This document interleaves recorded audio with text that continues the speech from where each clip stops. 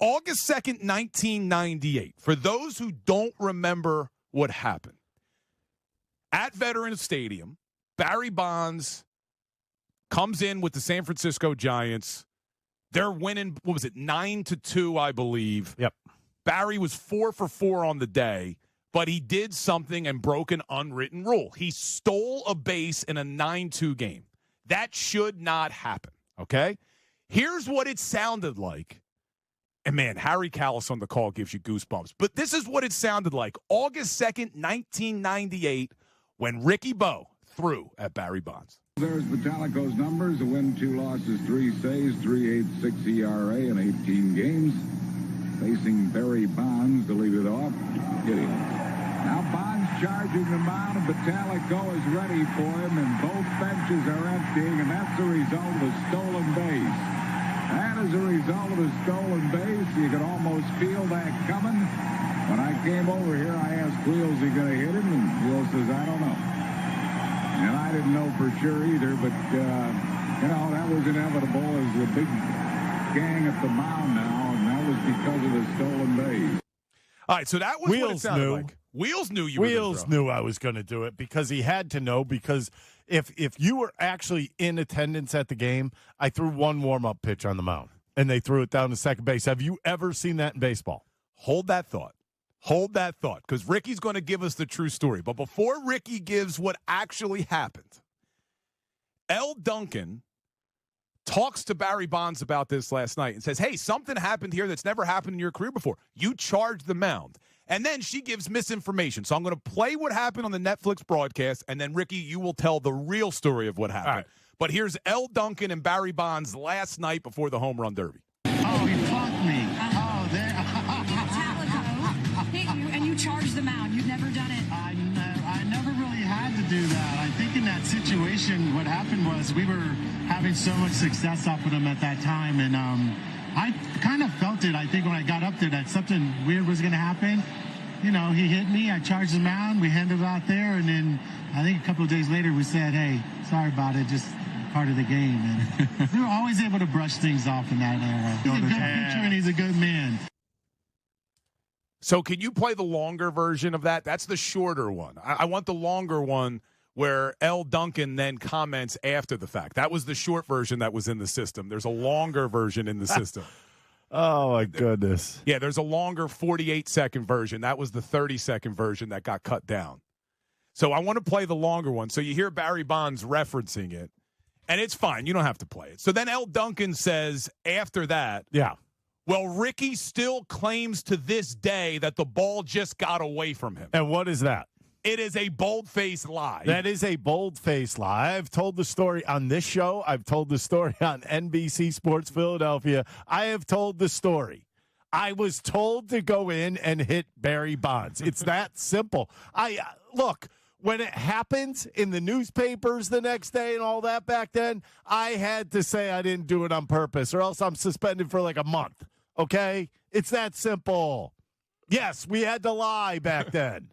We were told to lie. Literally, I walked in the locker room and they said, do not tell me you did it on purpose. That is the advice you get when you walk in. L, wrong. Hold on, did I say wrong? Wrong. But now that the statute of limitations has come and gone, yeah, you could tell the real story. So just take us through how it all went down from start to finish with you throwing it back. The whole story's absolutely correct at the beginning. They were up a lot, 7 runs maybe, and he decided to steal second base. And that back then was a no-no. I mean, nowadays they might love it because it pads stats and nobody cares anymore. And the way I looked at it, and we were sitting in the bullpen, and everybody just looked around. Let me put it this way. You're sitting with 5 other guys. Right when that happens, everybody just starts, like, peeking at each other, like, you know what's going on, right? Somebody's going in. Phone rings almost immediately, and the call is to a certain pitcher, and the bullpen coach gets it and says, hey, next time around, you got Bonds. And you know what you're supposed to do. I don't want to bring up the name of the pitcher. You could. You might know it. But I'm not going to, because I thought it was a terrible move on his part, knowing that I just got off of surgery, and he knew that if he didn't do it, it was going to be me because we didn't. I mean, I wasn't supposed to pitch that day. I was just off of surgery. I just pitched 2 2/3 the night before because I'm trying to stretch out my arm because I got nothing in it right now. And then he warms up. Bonds is leading off I believe it was the 7th inning, right? Bonds leads off the 7th inning. So we're up to bat. This guy is warming up to the fullest, to his very fullest, like getting all his warm-up pitches in. Second out comes in the inning. Calls down to the dugout, says he's not going in. Phone rings directly back, and it's Francona. He says, hey, I need you to go in and hit Bonds. Just one pitch. I said, all right. Hold on, let me stop you there for a second. And then I said, I don't have anything. I didn't have my glove. I didn't have my cleats. I didn't have anything. But let me stop you for 1 second. So the reliever who was supposed to come in, and we'll leave his name unnamed, he chickened out? He didn't want to throw at Barry? Is that what happened? Said he wasn't going to do it. But the problem was he wasted all that time. So you don't have time to warm up. I threw about 1 pitch, 2 pitches in the bullpen. And you didn't have your glove. You didn't have your cleats. So no, what happened? Kurt Schilling was in a golf cart driving them down to me at the time. Literally gave them to me. I threw on my cleats, put my glove on, jersey. I don't even think I had a jersey on. I think I just had like a thing you throw over the top. And I literally ended up throwing. The inning ended, so I had to go in the game. Got to the mound, and now you could hear the scuttlebutt going around because when in the newspapers that morning, so it was out there in the media that doctor's orders I was not supposed to pitch for 3 days. Right, that because I pitched 2 2/3 the night before, and I'm coming off of surgery. Not good for your arm to go back out there. Well, I come in, I throw 1 pitch to warm up, and Mark Parent, who was catching, throws it down to second base. I'm like, what are you doing, man? Can you make this any more obvious what's going on here? I get the ball in, and Scott Rowland tosses me the ball. He goes, I'm playing in. That's all he said. And I look at Mark Parent. He's walking out to the mound. He's got his mask on the top of his head. So you could see him from the center field camera. If you could read lips, he said, I want you to hit him right in the bleeping knee. That's what he said. And by the way, all this came back to haunt me because when I went in to try to fight it, they had all this. They had all the evidence. They had all the evidence. I was guilty, and guilty, and it proved out to be that way. But you know what my favorite part of it is, I threw 1 pitch, hit him, and then you saw what happened. But I did deny it at first. But L. Duncan, you are absolutely 100% wrong. I do not deny it to this day. I was told to go in and do it, and I was sticking up for my teammates. That was it. Now, Bonds took it. He's absolutely right. That happened on the field. The worst part about being on that field, it was 100+ that day. It was hot as can be. I could smell my face burning on the turf. Oh, it was disgusting. Like, literally, I had like a mark, and I remember coming up, and somebody was like, when'd you get hit?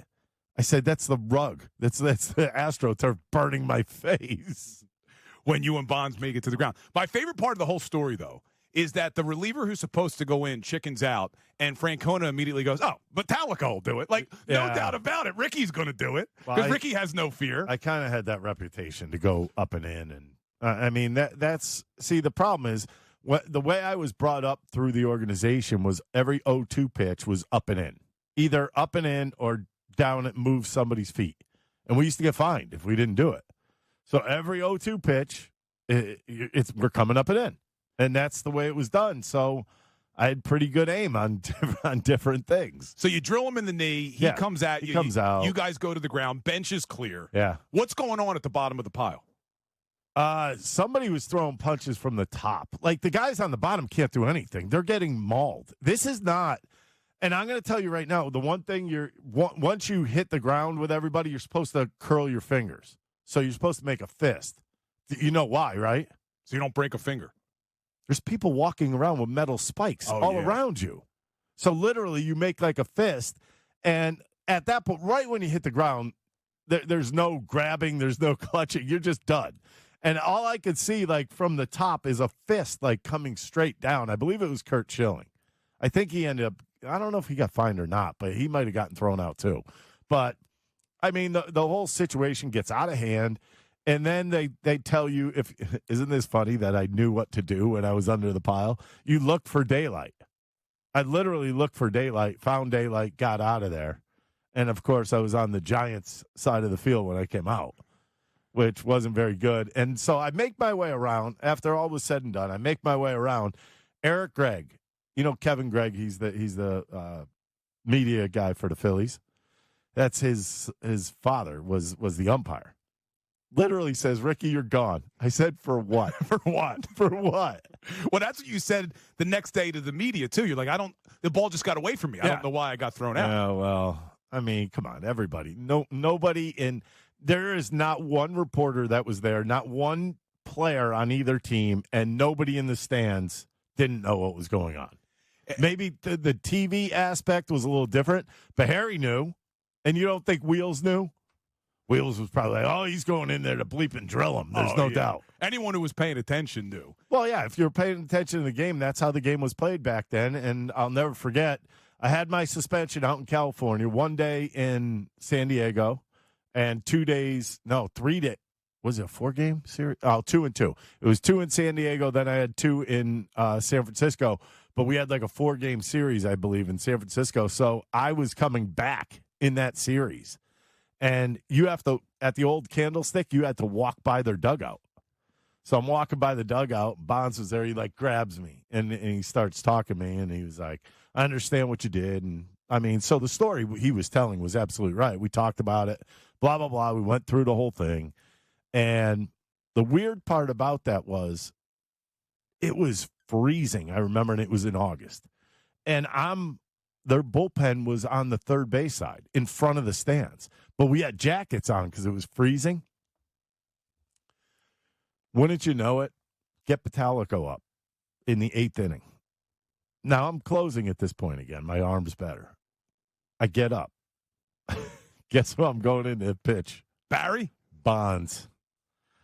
0-1 pitch. Almost hit him right in the chin. I was like, oh, my God, I almost just did it again. And that one I wasn't trying to do. It just got away from you. You should have heard that crowd. You want to talk about being on the wrong side of the booze? Oh, man. It was vicious.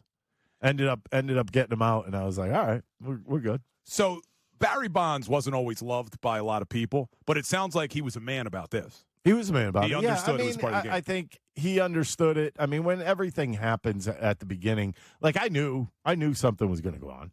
I mean, one way or the other. Number one, I was going to go in there, hit him, get thrown out of the game. That was going to happen. It wasn't like nowadays where I had to face 3 hitters. So if I went in there, I hit him, Eric Gregg probably would have thrown me out just for hitting him. Instead, blah, blah, blah, the whole brawl starts, everything happens. I end up getting kicked out. I get suspended, everything. I mean, it was just a mess. But, I mean, after all was said and done, we had a conversation about it, and I basically told him I would protect my teammates basically whenever. And I think I said something like, and if it ever happened again, I'd have to do it again. I mean, it's just that's the way the game was played back then. It's an awesome story. And the reason anyone who listens to this show. I'm shocked that there's people that have texted you that didn't know. We've talked about this before. Well, that's what I was going to say. Anyone who has listened to this show knew L. Duncan was not telling the truth right away last night because we've had this whole thing, pay the dough to Ricky Bowe. You got fined and Francona owes you money. It's not Francona. How many times do I have to tell you? Francona told you they would pay the fine. Yes, he did. So I'm holding him accountable. Whatever. Anyways, when you look at everything that kind of has happened, and then she comes out and it kind of pissed me off that she said that I still say that I did it like it was slipped or whatever. I said that probably the day after. And I think it's weird that they were here. I'm at a studio right down the street. And didn't reach out to you. Yeah, they dropped the ball. Netflix should have had you come on set. It would have been awesome TV last night. If out of nowhere you come on set to talk to Barry about it. How great would that have been? Now, we have reached out. You would have done it if you were producing, huh? Without a doubt. We've reached out to Barry. We're trying to get Bonds on the show. So if anybody has a contact for Barry Bonds, we're trying. We're trying to get him on the show. We think it would be great radio and TV to have him and Ricky rehash what happened 30 years ago or 28 years ago now in 1998. But here's what makes this story even better. Barry Bonds in his career against Ricky Bottalico, He faced Ricky 13 times. One of the most feared hitters of all time. It was more than 13. I know. I don't think that's right. You don't think this is an accurate? I faced them all the time. Every time we faced them, I would. So according to the Pro Baseball Reference, he had one hit, and that was when I was with the Mets. Yeah, and he should not. If you saw the pitch before, if we had ABS, he would be over. You could have challenged it. Well, here's in these 13 at bats that are documented. Yeah. He only had one hit against you. You struck him out 5 times. Yep. You walked him once, and then the one hit by pitch. That's it. And he had a double off you. That was the only hit he's got. It was a blooper to left. Really? Yeah. Why were you so good against Barry Bonds? Don't know. I mean, if you look at me against a lot of hitters like that, like Bonds, Pujols, I don't know. Maybe I just had that edge when I went up against them. So, and you don't relax against guys like that. Yeah. There is no relaxing. You can't. So it's just one of those things where maybe just bear down a little bit more. And I kind of knew at one point or another when he was like 0 for 5 or 0 for 6 against me, you knew it like every time going in. And I was like, he's going to be extra focused today. He's going to want a piece of me, blah, blah. You know, that's the way I looked at things. But it got to the point where when he was like 0 for 8, it was like every time he's coming up, I'm going in. That's what it felt like. It's awesome. So you think it was even more than 13 at bats? But I thought it was. I mean, I don't know for sure, but I remember at one point it was like I remember being in San Francisco and he was like 0 for 15. Really? And then he got that hit. He got the blooper. Does it really matter? No. He got one hit. One hit. That's it. And for those who never knew, like every time I hit this drop. Now Bonds charging the mound. Bottalico is ready for it. It was that day, August 2nd, 1998, and they brought it up on the Netflix broadcast last night. And Barry Bonds, to his credit, took it like a man. Ricky Bo threw at him, and he deserved it. The unwritten rules in baseball. And it is crazy, Ricky, that doesn't really happen anymore. Like you said, they wouldn't have had a problem with him stealing a base in a 9-2 game. It's just the game has changed like a lot, and some of it is good, some of it's bad. I'm not like picking on people for not doing that, but sticking up for your own players is a little different than it used to be because they like all love one another now. I think, and I'm being like honest, like we hated other teams. When you played against other teams, you hated them.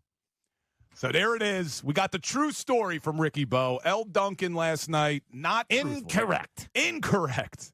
Yeah, Ricky to this day claims it got away. No, he doesn't. We've talked about it at length on this show multiple times. He admits it. Terry Francona told him, hey, pay the fine. We'll pay you back. And Ricky's still waiting for the damn check. Pay the dough to Ricky Bo. We got to talk to somebody at the Phillies organization. Pay the man his money.